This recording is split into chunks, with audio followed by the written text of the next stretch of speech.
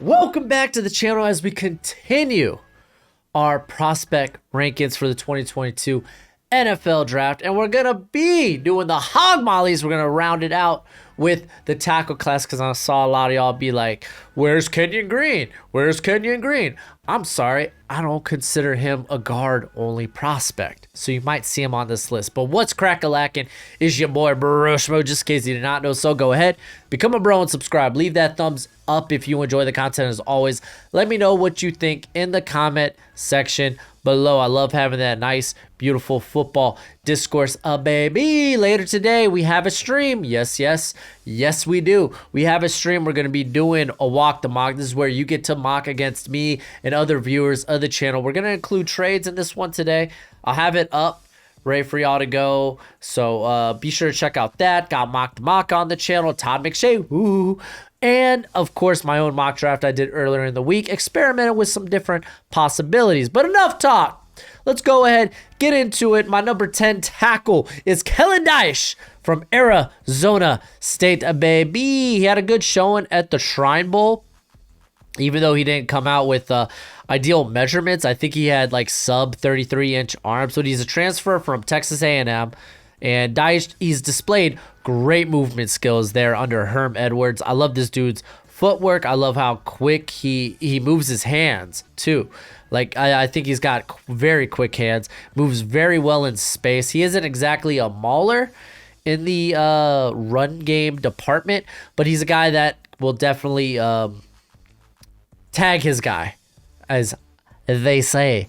The quick hands, great. He does a good job at maintaining leverage with him, which is good when you have a guy that kind of has those size concerns. Short arms, sub 300 pounds, did come in light there at the Shrine Bowl. I don't think he didn't lose many reps, though, in the one-on-ones, which was pretty impressive.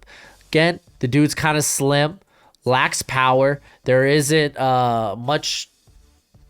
There isn't much when it comes to his strikes. Like, I like how quick his hands are. I wish there was more pop behind him. I do think his play strength, it needs to be better if he's going to be an NFL starter. But I really liked what I saw from him in the Shrine Bowl practices. I think he's a pretty darn good prospect. And then this one might be hot, but I got Daniel Faalele at number 9. And a lot of that stems from what happened in Mobile. Now, the dude's a mountain of a man. He is a mammoth. Dude is big, 6'8", 387. And the thing is, at that size, he is not, like, dominantly strong. He's not, like, he doesn't have that mentality or physicality when it comes to really just his style. He's not a guy that'll bury you in the dirt. He's more of, like, I'm a big, thick obstacle. You're going to have to get around. Though that was a problem at the Senior Bowl practices, as you got a guy like, I think it was Jesse Laquetta, the Penn State edge, went right through him, put him on his butt. And I was like, excuse me? Homie, where's your anchor? Like, he's really a project at this point. He's a lot more developmental than you would think. Though the learning curve has been encouraging. I think he's only been playing football for about 5 years. The learning curve, I think he's come a long way, but you could still see there is a way to go. For a guy his size, he mirrors pretty well in pass protection. Though I wouldn't say he was really tested. He was really protected by an RPO-heavy scheme there at Minnesota. Best tape of the year, easily week 1 against Ohio State. I thought he did an exceptional job against Tyreek Smith and Zach Harrison. But again, I thought it was pretty alarming that he really doesn't know how to use his hands well. He's just a guy you can't start tomorrow. He's going to be a project that might turn out in 2, 3, 4 years, and be this like Pro Bowl level starting tackle. But there's still a lot he needs to learn when it comes to his footwear, when it comes to how to use his hands, especially in like pass protection sets. Like there is still a lot, but there's a lot of meat on the bone. So that's why I got him here at 9 as a midday 2 prospect. And then at number 8, I got Nicholas Petit-Frere at Ohio State. The guy's got an ideal build. Former 5-star recruit from his length, to just how thick he is on the lower body. He's just got this NFL frame. He's solid. He was playing right tackle in 2022 there at Ohio State, and then he moved to left tackle, so he could play both sides. He did say he feels better playing on the left side, but he could play either side.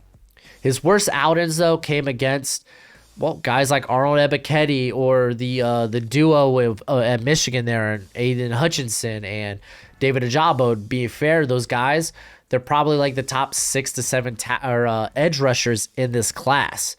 But he got bullied by those guys.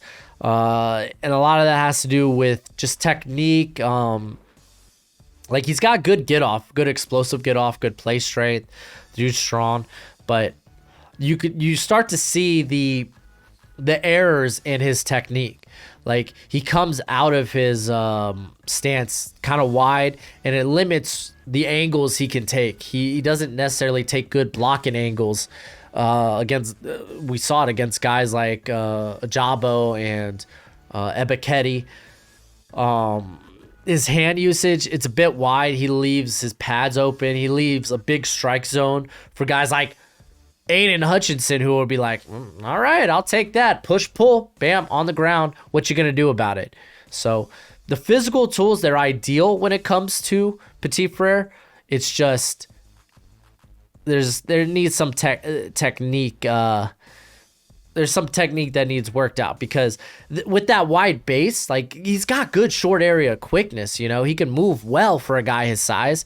It's just, again, working on the technique, the angles he takes in pass pro, how he uses his hands, kind of like shrinking in that strike zone. So I think he could start guard early or even one of the tackle spots, though I don't think that's desirable. I think starting guard would be pretty early for him as he kind of works on those things, but I like him a lot as a prospect. I could see why some people earlier in the year will put him in the first round. Again, ideal like physical tools. But at number 7, I got Honest Abe himself, Abraham Lucas. And again, a lot of this stems from the Senior Bowl because he was stupid impressive. I think he had the highest win rate of any tackle there. I think a guy coming from the air raid offense, you expect the footwork and the hands not to be necessarily ideal, especially when it comes to run blocking, because they don't run a lot of NFL Russian concepts there out of the air raid offense. So that is something that was a bit concerning, though. I think he's a lot further along after watching him there at the Senior Bowl. I'm like, okay, yeah, this is a guy that can start tomorrow. He's got an ideal frame. He's particularly pretty quick. Like, he's got quick feet. He's got that mirroring ability. He's probably by far the most tested tackle when it comes to true pass sets. True pass sets being basically where they take out play action and screens. So it's kind of like with quarterbacks and true dropbacks. Like, it takes away the influence of the run game. So he's the most tested when it comes to that, and he's tested very well. That's something that's actually been translatable, at least for the most part, when it comes to the NFL, or the most translatable to success. But he actually has good strength throughout his whole frame, but you do see he doesn't have that physicality. Again, he's not being asked to like drive up field and lay someone out or basically lay hands upon these defenders. He wasn't really asked to do that there at Washington State. But leverage has been a huge thing. That's always a worry when it comes to these taller tackles. At 6'6", I think he was listed 6'7" there at Washington State. Like, you worry about them being able to sit down and not let defenders get into their pads. Getting that leverage, I think that is a big concern. But I was very, very encouraged by what I saw at the Senior Bowl in terms of his technique. I really think he is a guy that can start tomorrow. He might not have the highest ceiling of some of these guys, but he's got a high floor. If you need him day one, hey, we need you right tackle, I think he could do that. So got him mid-day 2 grade. Here. And then we're jumping to the first round. I got Trevor Penning here at number 6. And yes, I consider him a first rounder because he's pretty darn impressive. 6'6", 330. He's a mammoth of a man. Not the mountain that Faalele is, but pretty darn close. And I think he's more well put together than a Spencer Brown. He didn't struggle against D2 talent or FCS talent like Spencer Brown did there at right tackle.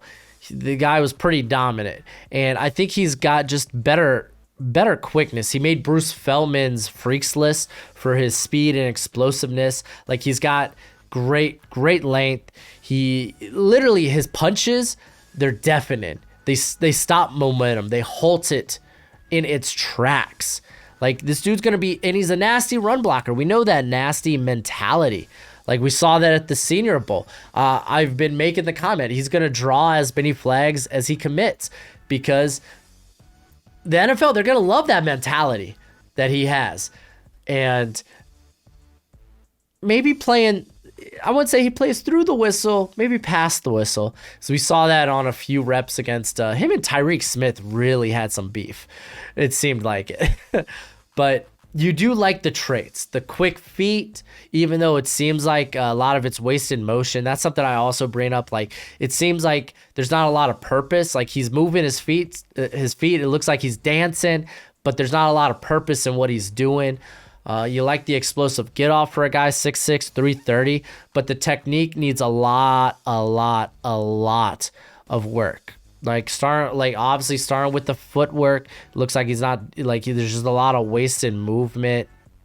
How he distributes his weight for a guy his size, you would expect a stronger anchor, as he was walked back into the pocket sometimes, just because he doesn't send that weight to his feet. Like, he gets bent, like his waist gets bent on a few of those reps. I was just like, come on, dude, like, you're 6'6", 330 pounds, like shift that weight, show off your anchor. The guy's coming at you with a bull rush, dude.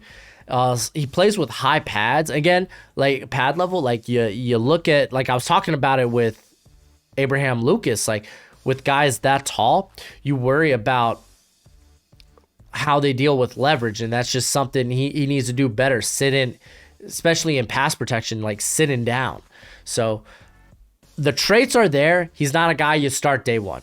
Just isn't. Or at least in my opinion, he's not a guy you're going to want to. As we saw with Spencer Brown, man, it wasn't pretty when Buffalo put him out there at right tackle. I think Penning might have better success early on, but maybe you start him at guard. I don't think he's a guy you start right away, but the traits are there. The NFL is going to love this guy's mentality. He should go in the first round easy, just, again, because of that mentality. And then number 5, I got Berhard Ralmann out of Central Michigan. I think he is probably someone you could start now. He's incredibly strong for being 304 pounds. Like, he has a 450-pound bench press as listed via Bruce Feldman. Thank you. I love his freaks list. And he's relatively new to the tackle position. Let's go into a little bit of his background, being a foreign exchange student from, I believe, Austria, or maybe it's Australia. I think it's Austria. But he came into Central Michigan as a tight end, and then he moved to the left tackle position in 2020, and he's just been elite there for Central Michigan. You may worry about the level of competition, but I thought he looked relatively good at Mobile. It wasn't a dominant performance, but he looked like a guy that could probably start right away. He is. He's an incredible athlete. That's where I was going. I was like, he is what? He's an incredible athlete. Former tight end, and he brings that same type of athleticism to the tackle position. His hands are incredibly quick. They're very active, and just, you like it. You like it. He is a bit taller. You might worry about playing with leverage. Again, that's always going to be concerned with taller tackles. And for a guy that benches 450 pounds, you'd expect more pop behind his punches. So there is that size. Some people might not might think he's a bit thin, but keep in mind, this dude's put on like 60 pounds over the course of the last 4 years. So he could put a bit more meat on his bones, And the length was, I think he's not exactly the longest tackle in this class, but he came in at like 33 inches, which typically you're like, oh man, we want to see that you want to hit that 33-inch threshold, but it's not the end-all be-all, as you've seen guys like Pinay and Rashawn Slater come in with sub 33-inch arms. So that's not always the end-all be-all. But I like him. I think he could start from day one and it'd be A-okay. I thought he had a good Senior Bowl, so good on him. Next, at number 4, Kenyon Green, baby. Some of y'all are like, man, he could be a Pro Bowl guard. I think he could be a Pro Bowl tackle. This guy's movement skills are nutty. I love how this guy gets to the second level, and he'll be looking. He gets to second level. He's looking for a linebacker, maybe a safety to hit, and they're shocked. They're like, how'd you get here so quick? How'd you get here? What you doing here? And they say that while he's putting them in the turf, because he's a big boy, 325. But I think Texas A&M did him a disservice this year as they played him all over the place. He started the first 2 games of the season, I believe, at right tackle, where he actually played exceptionally well. And then they moved him to right guard the next week. Then for the remainder of the season, for the most part, he's been playing left tackle, with the exception, I think, being the Alabama game, and even the Arkansas game, I think he moved to left tackle in both those games for a little bit. Like you'll see that even in the same game, he's playing a different variety of spots. And I think if you put him at one position and be like, all right, go there and get it, focus on being good at this, then we might see a bit more consistency this past season, like we did in 2020, where he was exclusively just left guard and was wonderful. Now, he's only allowed 1 sack during the last 2 seasons, does a nice job getting to the second level. The tools are immense with him. He's got a lot of pop in his hands. I like that. He's got a guard lower half. Like I said it in the last video, he's got the traffic jam booty, the thick tree trunk thighs. You like to see that. Though his base is a bit inconsistent, he comes out with a bit of a wide base, and that's more detrimental, at least when it comes to the tackle position. When you're playing on the outside, it limits the angles you can take. And I think that's just something he can work on. Hand usage, mainly in the running game, I think is something he needs to work on, because he's got that pop. He just needs to be more consistent in his hand placement, his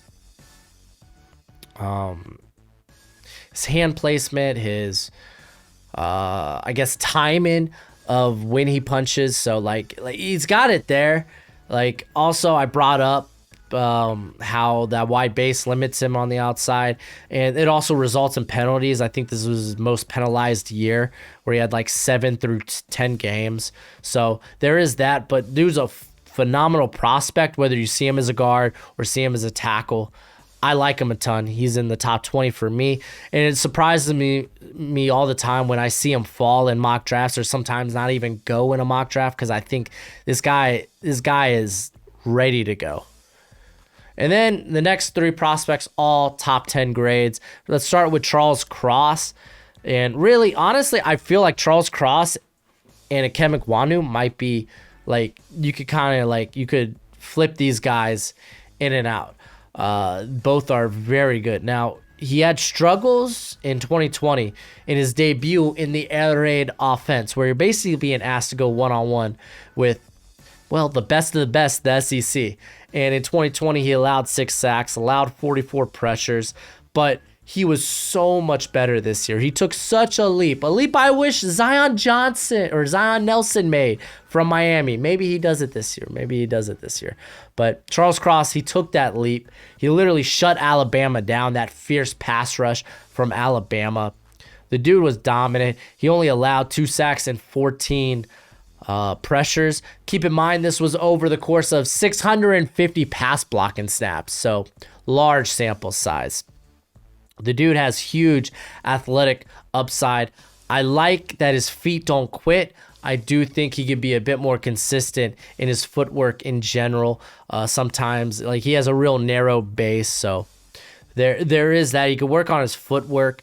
I kind of brought this up with Abraham Lucas, how you're not seeing a lot of NFL style run concepts in the air raid offense. So we're kind of like nitpicking at him because like the dude's got great length. He's an elite athlete. He actually lays some nice strikes. You saw the core strength this year. Like I thought in the opener, I kind of worried about. I was like, okay, the anchor will be an issue like it was in 2020, but from there on out, like it was solid. Like he does a good job if he does lose the point of attack of resetting that anchor, but he didn't lose that a ton this year. Like he's got good core strength. You're not gonna bend this guy at the waist. Like he sets a pretty impressive anchor for a guy who's as athletic as he is. I see why the NFL is just gonna love him because they will.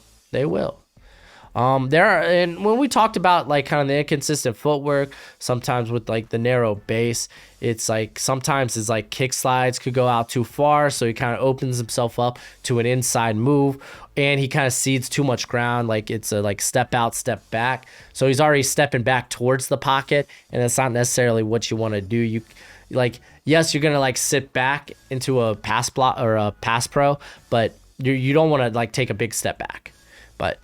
Yeah, no, I like him. Charles Cross, pretty darn good. Ikem Ekwonu, the sticky icky himself. I've been high on this guy for a long time, and at the beginning of the year, I was like, yeah, he's probably going to be a guard, but he's been so good in pass protection this year. He made Bruce Feldman's freaks list for his athleticism, short area quickness, and explosiveness. He kind of called it like, he compared him to like Mekhi Becton, like, he was like, this guy's going to be the Mekhi Becton in the interior class. Not so fast. This guy's playing, I think he could play tackle in the NFL. He looked so much more comfortable being patient and sitting back in true pass sets, though he didn't see a lot of those at NC State. But he looked good. He did a good job with his footwork. He did a good job of using his body in unison, just getting out of his stance and sitting back. While it's like he did a better job, it's still something that needs a bit more polish. But again, that'll come with more reps. So I like that. He's by far been the best run blocker in the ACC. He's he's one of the most consistent run blockers in the college football in general. This guy wins with leverage and powerful hands. I love this dude's physicality, his mentality. Like, I'm going to bury guys 6 feet under. You're going down, like, rest in peace. Like, I like that mentality in the run game. So, yeah, big fan of Icky. I think he could go high. It really depends on what you're looking for. I think Cross and Ekwonu, they offer different skill sets for different schemes. So, there is that. And then, kind of like the in-between, I think the best of maybe both worlds is Evan Neal at number 1. Raw power, physicality.